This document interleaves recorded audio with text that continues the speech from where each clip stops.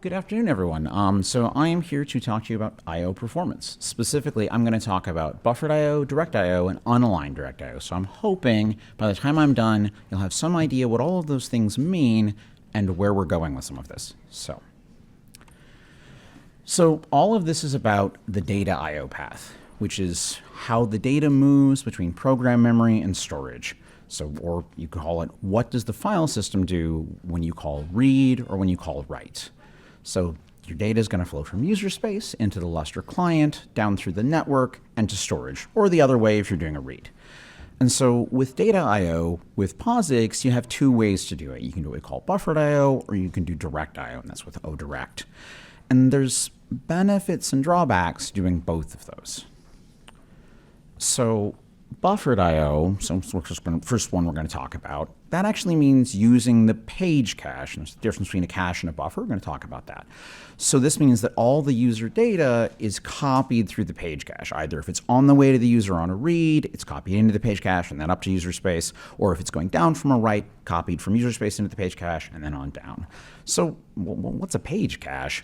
So it's an ordered set of pages in kernel memory which contain data from a file. It's shared between all processes using a file. One good example of that is your memory mapping a file in multiple processes. They'll share the page cache there. But if any situation where you got multiple processes accessing the same file, they can share the page cache. It's tracked with a cousin of your classic binary tree that allows parallel lookups of pages, but only serial insertions. And I promise there's a reason I'm mentioning that. So, pages get created, so allocated inside the kernel. We insert them into the cache, kind of wander that tree, put them in, and then you do the data copy either up from storage or down from user space. And copying into the page cache aligns the data. And so that allows you to get a one-to-one mapping for copies to or from storage. And I'll talk a little more about what that means later. But storage and RDMA, so network RDMA, require aligned data for good performance. Some network cards and some kinds of storage can do unaligned I/O, but it tends to come at a large performance cost. So what's buffered I/O good for? What's not so good about it? So it allows any I/O. There's no memory alignment requirement. That's like I promised. I'll explain that a little more. And then you can do read ahead and write aggregation, which are very nice. So read ahead is, user wants to read 8 bytes at a time. Well, we know you're probably going to read the next part of the file, so we can read that into the cache ahead of time. Because there's a cache, we can pull data into it, and then you can get out of the cache later. So and then for write aggregation, if you're writing, say, 8 bytes at a time, we don't have to send that all the way to disk. We can pile it up in the cache. And so both for reads and for writes with buffered I/O, we can convert small I/O to large I/O. And obviously larger is always better for performance. So, so that's the writes are asynchronous. So you can store in the cache and read ahead. And so those also work really well for hiding the latency of a hard drive. Doesn't matter so much with flash, but it's very important to hide the latency of spinning disks if you can. And then the last thing is, of course, repeat reads can be served from the cache. If you're reading the same thing over and over, cache can serve it for you. But there are some big downsides as well. There's some really significant overhead to managing that cache on the client. And the result of that, or what that means in practice, is you have pretty low single stream performance maximum. You're looking at maybe 1 to 3 gigabytes a second from one process. And here's the real kicker. You add other processes, you don't really get anything. The locking on the page cache means that if you go from 1 to 2 processes, you'll see a small benefit. You go from 2 to 4, it depends. You get up to like 8, performance actually probably starts to drop off. So really doesn't do well with multiple processes to the same file. Now, direct I/O is our other guy, so let's do the comparison. So direct I/O means direct from user memory, not using the page cache. This is very simple, clean, no locking required. So what is that? And I'll promise I'll explain some more about that in a minute. So what does that get you? Well, it gets you really high single stream performance. In Lustre these days, you can do 18 gigabytes a second from one thread, direct I/O to one file.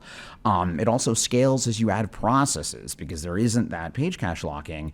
You can add multiple processes writing or reading from the same file, and then it just scales. It just adds, But there's pretty big cons, the reason we don't do this all the time. So direct I/O is synchronous. We don't have that cache, so you have to do the I/O directly to or from disk. So that means that any I/O call has to go all the way to storage before it can complete. It's going to really show up if you have a slow latency device like a spinning hard drive. And then you can't do read ahead because the file system can't put data in user memory until it's asked for. That's the user's memory. We can't write into it without permission, and permission means, if they call read. So there's nowhere to put data until you call read. And then we can't do write aggregation, again, because there's no cache to stick it in. So this is very bad for small I/O. The other thing is, I mentioned alignment. Well, with direct I/O, the I/O has to be aligned. So when you do I/O, the buffer that you pass for your read or your write has to be aligned in memory. So both the amount of I/O you're doing and the location in memory have to be aligned. And what that means is that you can't use it without doing some special stuff. It's not that hard, but it has some costs, and a lot of applications don't do it. So let's walk through a comparison of the performance here. So this is single stream writes for direct I/O. So one process, one file. It's just the easiest thing to talk about. So as you can see here, direct I/O is the black line. As you scale the I/O size, the performance gets better and better and better. Now, if you look at buffered I/O, really doesn't scale very much. You can get, performance grows a little as you do larger I/O sizes, but man, it really doesn't change much after about 64K I/O size. That's enough to get okay performance with buffered I/O, and it doesn't scale. So that's your big advantage with direct I/O, is that scalability. But there's that lower left corner down at small sizes. So this is what that lower left corner looks like blown up. So this is direct I/O is the bottom line, and buffered I/O is the top line. So if you're doing, say, 4K, which is the smallest size of direct I/O you can do if you're on any system, ARM smallest size is 64K because of the page size. But the point is, you get 10 megabytes a second. This was to flash. Disk is worse. Disk is a lot worse. So whereas with buffered I/O, you can get, roughly 400 megabytes a second at 4K. And so that's a 30, 40x difference. It's a really big difference. And then you can see direct I/O starts to take off as I/O size goes up. But the point is, doing direct I/O for small stuff is pretty painful, and buffered I/O is much better. So breaking that down again, small I/O performance, you want to be using buffered I/O. Large I/O performance, you want to be using direct I/O. With many processes, you'd rather be using direct I/O. High latency storage, you want to use buffered I/O. Unaligned DIO, so you don't have that special memory alignment thing, well, you need to use buffered I/O. So I'm sure it hasn't escaped anyone's notice that those check marks and those X's really line up nice. So what we like to do is have it all. So you'd use buffered I/O for the small stuff and direct I/O for the large stuff. Well, you could do this in user space, right? You could write your application to do this. Okay, it's actually not quite as easy as it sounds, and you have to modify your application or use a clever I/O library. And I like to say that if users have to modify their applications, mostly they won't. And sometimes that's because they've got other things to do, and sometimes that's because they're using a commercial application. They can't modify it at all. So could we do this for them inside the file system? That'd be really nice. Those alignment requirements bite you, though. You can't do arbitrary I/O as direct I/O because the I/O memory, it's not necessarily memory aligned or size aligned. Somebody wants to write 8 bytes from some random blob of memory. Well, you can't do that with direct I/O. And we can't, you can't just remove that requirement from direct I/O because not easily. The alignment's there for a reason. You need it to get good performance. So buffered I/O gets alignment through copy into the page cache. So buffered I/O actually is aligned. It's just aligned invisibly in the kernel for you. But direct I/O has to come in aligned. So we're going to step aside and talk about what that alignment and that mapping looks a little bit like. And those of you who really know this stuff here will notice I'm skipping over a few things. Talk to me later. So this is sort of user memory. The user calls malloc, they get some memory, or maybe they're not using a language that has memory manual memory allocation, but they get this nice linear space of memory, this address range, 0 to whatever. Well, so in physical memory, that actually looks like just some totally other thing, right? These chunks can be various sizes. They're not laid out in any particular order. They don't have to line up on pages. Looks to the user like this nice linear stretch of memory, but it is not in physical memory. So when you go from the user memory, which is still that green, is just the physical representation of the user memory, into the page cache, what you do is you have this mapping. You copy it all so it's nice and clean and it lines up. So 4 kilobytes of user memory maps 1-to-1 to a 4 kilobyte chunk of the file on page boundaries. So you can see there's that nice mapping between the page cache and storage. And that's why we can do pretty fast I/O from the page cache and storage. So let's compare that now to direct I/O. So if the user does the special thing where they ask for aligned memory and then they do I/O only at aligned sizes, everything's already laid out exactly how we want it. So we can do our copies directly to or from storage in that user memory. No page cache involved, nice and fast, scales really well. But let's talk about how we get alignment. The page cache gives you alignment, but as you saw in those previous slides with the performance graphs, it's very expensive. So what the page cache does is it copies your user data, which is aligned on however it's not aligned, and it copies into these nice aligned pages it got inside the kernel.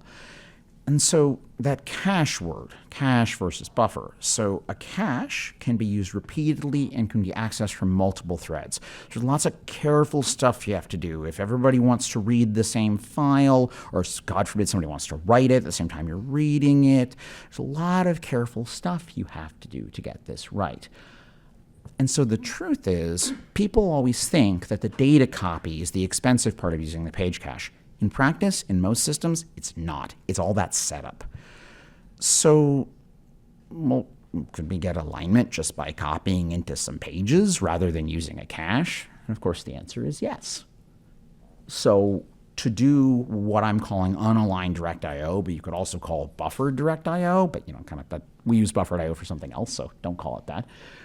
You allocate an aligned buffer in the kernel, you copy the user's data to that buffer, and then you basically just do direct I/O from the buffer. The I/O still follows the rules of direct I/O, it's synchronous, so when the call returns, the I/O is complete, but that buffer isn't accessible from other threads, so you don't need any cache setup or locking. So I'm going to step back a little bit and show you what the page cache accesses can kind of look like. So this is sort of what locking the page cache might look like. What we have here is we have two processes trying to read the same file. So on the left, you have a process that is trying to read blocks 0 through 3 of the file. So it's going to take a read lock on that's actually the mapping lock is the lock that protects the in-memory structures that track the pages and stuff for the page cache. So looking down at what's in the page cache, what we've represented here is pages 0 through 3 are in the page cache. They're nice dark red there. So they're already in memory on the user node. And then the other part of the file is not in memory on the user node yet. So process 1 goes to read it, takes a read log in the page cache, happy day, reads its stuff. But while process 1 is doing its read, process 2 wants to read the next part of the file, pages 4 through 10 here in our example.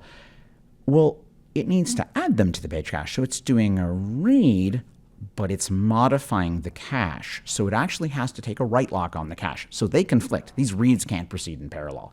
This is just kind of to give you a flavor. There's a lot of things like this that come up with the page cache. This is to give you a flavor of what you run into and the kind of problems you have and why it doesn't scale. So comparing this to what we're doing with unaligned direct I/O, you have those same two processes, same file, storage down there.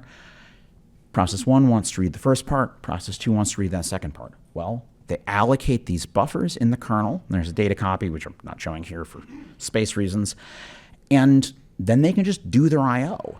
Process 1 reads pages 0 through 3. Process 2 reads pages 4 through 10. No conflict, no nothing, no locking. They just go. If they were both writing, same thing. One was writing, one was reading, yada, yada, yada. All the same. So that's the explanation for that part. So I'm going to switch over to talking through some of the numbers we're able to get with this. So I started with some different hardware, so apologies for that. The hardware limit on the stuff for these benchmarks is a little lower. Mostly talking about kind of round numbers and relative stuff. So I'm not going to worry too much about it, but you saw that 18 gigabytes a second earlier. This hardware is limited to more like 10. So here is what unaligned direct I/O write performance looks like. So you've got that black line, it's direct I/O, looks a little different because it's different hardware. Got that green line, buffered I/O, looks about the same. Then here in the middle, we have the unaligned direct I/O. So it's still direct I/O, so it doesn't work very well at small sizes. And then as you get to larger sizes, you can see it scales. Now it hits a limit there, and there we're hitting some limits around allocation and copy, but you can see it's 3 times faster than buffered I/O, though it is a lot slower than direct I/O. So that's nice, but it's not as nice as we'd like to be doing. So, I was saying, it's 40% of the performance of direct I/O. Well, data copy and memory allocation, they do have a cost, but we can do better than that. The buffered I/O is all single-threaded. It has to be, and we can't do anything about that. We can use multiple threads, but they just wait. So you keep it all. You end up keeping it single-threaded, and if you go to multiple threads, you don't get any benefit. But with direct I/O, there's no need for that locking, so we can split up some of the work. So for unaligned direct I/O reads, which is what we're looking at here, we've already got that done. So we do some of it in parallel. So you can see buffered I/O reads, decent bit faster than buffered I/O writes, actually. So you can see here, we get up to 4, and then we actually go back down to 2. And then the reads are 10 gigabytes a second. For direct I/O on this hardware, they'd be 18 if we had the other hardware. But for the unaligned direct I/O, here, this is parallelized. The read side is parallelized in a way the write side isn't yet. Well, a lot better. We're at 8 gigabytes a second. So, 8 gigabytes a second out of 10.5 gigabytes a second. That's because, like I said, we've got some parallelism here. We're going to parallelize the data copy for write, but we're not there yet. But we should be able to get about 75% of the direct I/O performance for unaligned direct I/O. Maybe a little better, but should be around there. And that will scale with the direct I/O performance. So, if you have hardware that's doing 18 gigabytes a second direct I/O, you maybe get about 13 gigabytes a second on the unaligned direct I/O. So, kind of refreshing our key points here. What is unaligned direct I/O doing? And I'm going to move on to something else after that. Unaligned direct I/O removes the alignment requirement for direct I/O. So that means you can do any I/O as direct I/O, no longer that requirement to have that special aligned memory. And that means that we can make choices for you inside the file system. And that means we can do what we want, and we can combine the buffered and direct I/O paths, essentially. So we can use buffered for small I/O, and we can do unaligned direct I/O for larger I/O. And then we can, if the user is so kind as to give us aligned memory, we can use regular direct I/O. So what's actually going on? So hybrid I/O, what do we want to do? We're going to finish up unaligned direct I/O, get that really sorted out, and then we're going to implement the hybrid I/O path I'm talking about. So user space will do just a simple, plain read or write call, and then Lustre can decide internally if it wants to do buffered I/O or unaligned direct I/O. Now, just as a side note, if the user says, I want direct I/O, we will just do direct I/O, but this is for the far, far, far more common case of buffered I/O. I didn't mention it, but 95, 99% of user I/O is buffered I/O. Direct I/O is relatively rare. So user space can just do a simple read or write call. Then we can decide internally if we want to do buffered I/O, because it was small, or if we want to do unaligned direct I/O, and then we can go a lot faster because you gave us large stuff. So best of both worlds. You have read ahead and write aggregation at those smaller sizes, and you get that high efficiency at larger sizes. Here's what that will look like. So we've got that hybrid I/O is that gray line. It's got a familiar black line for direct I/O, got the green line down the bottom for buffered I/O. Maybe that's blue. Anyway, so your hybrid I/O, you can see at the smaller sizes, it's the same as the buffered I/O because it is just buffered I/O. It's literally just doing buffered I/O. It's the same code. So, and then we can see as we scale up the sizes, we cut over and we start doing unaligned direct I/O. So you can see, unlike buffered I/O, we scale. And so, looks pretty neat. And that's what we're planning to do. So, kind of running through this. All right, almost to the end here. Hoping to do unaligned direct I/O for Lustre 2.16. So you can do any I/O via direct I/O, so you don't need to be multiple page size, don't need to be aligned. We're going to leave that opt-in, won't do anything if you're not using ODirect. All you notice is if you do ODirect and you use some memory that wouldn't normally be allowed for direct I/O, it'll work. We're looking at doing the hybrid thing for 2.16 plus, probably 2.17, but forward-looking statements, etc. So the simplest version actually should be relatively easy to do after Unaligned DIO. It's kind of there's a few simple switches we can throw. But we're going to figure out exactly where it helps. So our goal here is that hybrid IO will always be faster than the thing it's replacing. Faster or equal to, never slower than. And so we're going to use it in more situations as we become more confident about the performance characteristics and as we maybe make some optimizations. And I've been saying this for a few years, but we're also got some further plans to improve DIO, and we're looking at maybe getting, I think probably we can get 30 plus gigabytes a second from one thread on Direct IO instead of the 18 we have today. And that will boost the hybrid IO path performance. So maybe to say it in another way, we've made a lot of improvements in the Direct IO the last few years, but people mostly aren't benefiting from them because they mostly don't use Direct IO.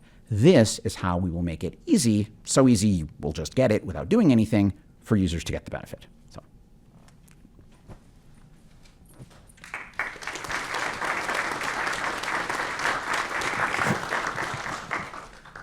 Questions?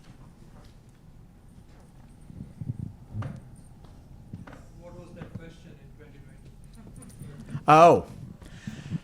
Sorry, I forgot that was on there.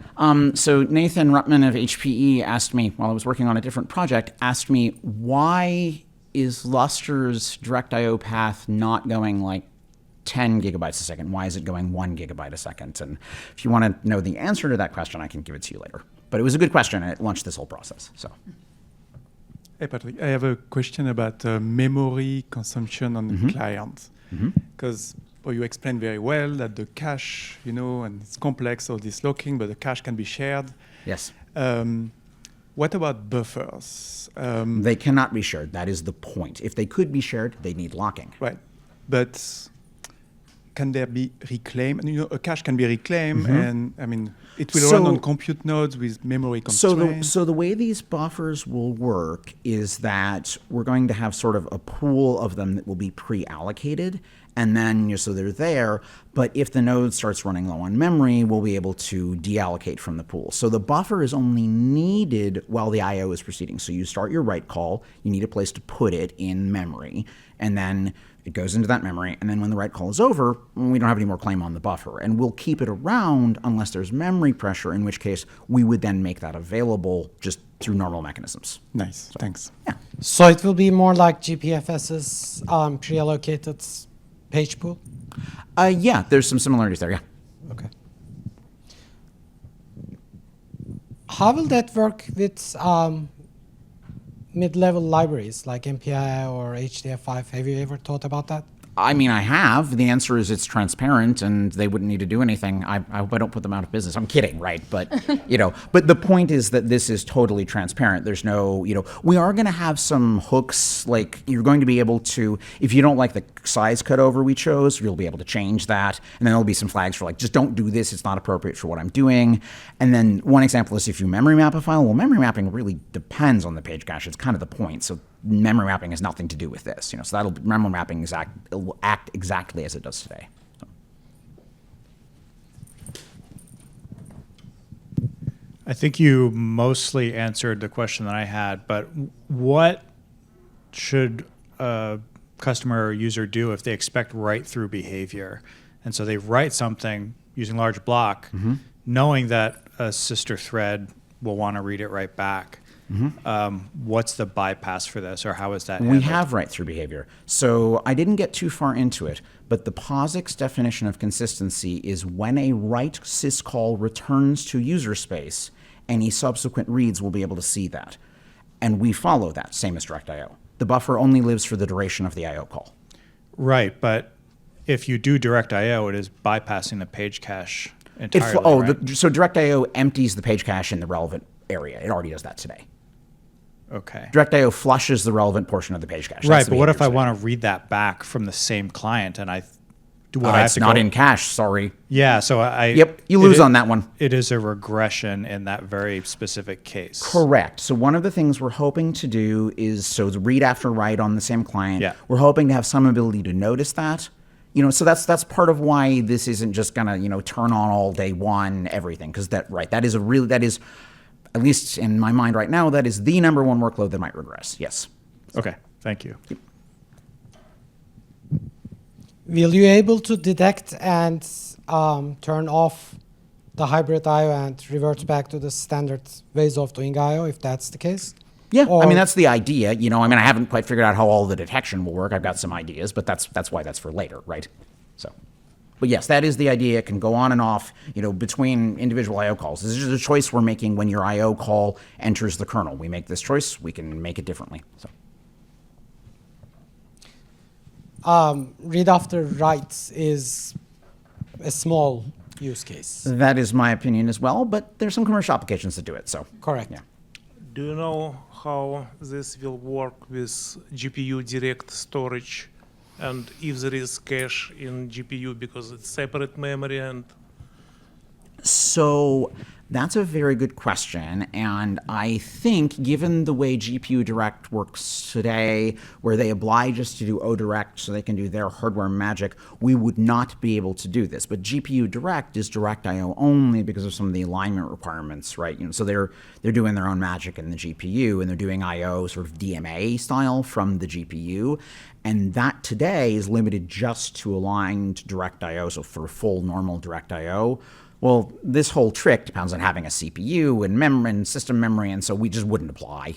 So, but it wouldn't be worse. You don't have it today, so yeah. I just have a humorous one.